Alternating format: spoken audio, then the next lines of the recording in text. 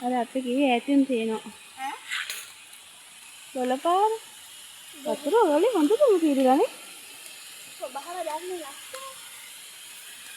පයින් වෙන්නේ හැපැත්තේ.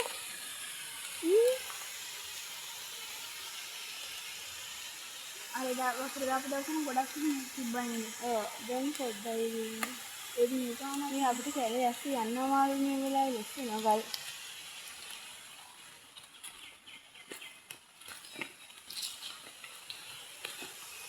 ලස්සනට කොණ්ඩේ එකක් වගේ නේද? මේවල.